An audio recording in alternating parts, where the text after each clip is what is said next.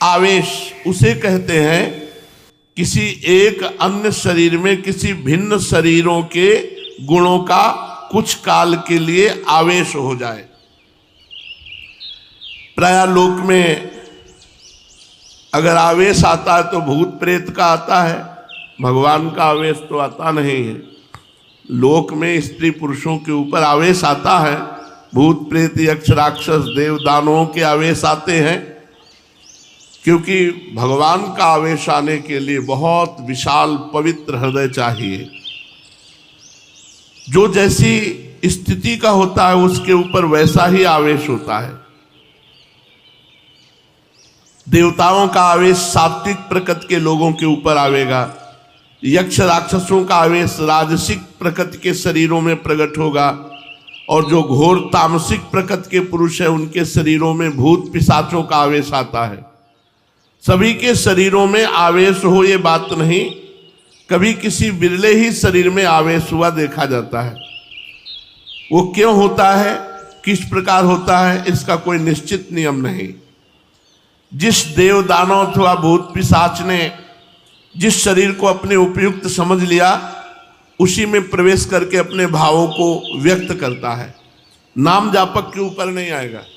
एक बार हम एक आश्रम में खंडहर था जंगल में गंगा के किनारे, तो वहाँ हमें रोका गया कि यहाँ मत सोना, यहाँ भूत रहते हैं।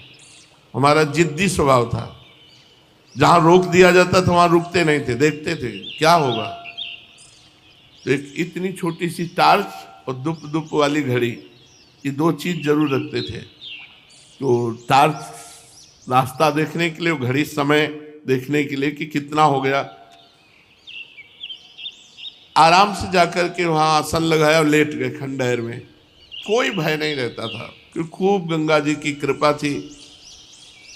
गंगा जी की कृपा से भय नाम की चीज नहीं रह गई थी, क्योंकि कदम कदम पे स्मशान लाशें सब तो सब दिमाग में रम गया था, और गंगा किनारे रहते थे इसलिए कोई भय नहीं रह गया था।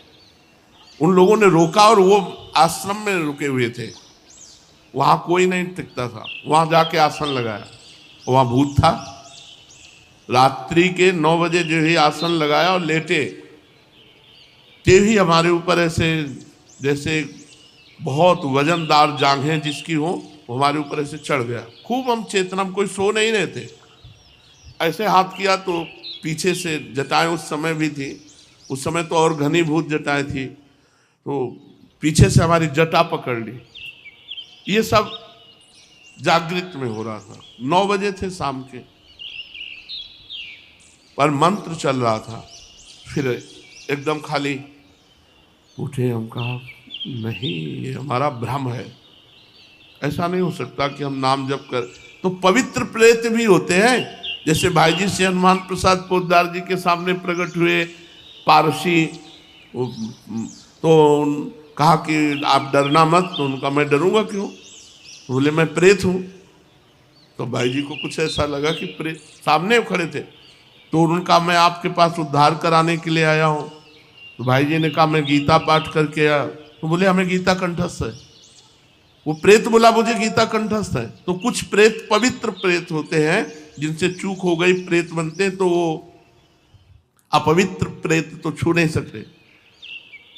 बाहर निकले, एक महुआ का पेड़ था, खड़े हुए हैं, नहीं प्रेत नहीं हो। फिर जाके लेट गए, बहुत जिद्दी स्वभाव। अब जाके लेटे तो छाती पे चढ़ के ऐसे श्वास रुकने लगी, इतना वजन एकदम ऐसे ऐसे। तो उस समय जो भगवान शिव का मंत्र चल रहा था, उसकी रफ्तार बढ़ाई, तुरंत फिर अलग।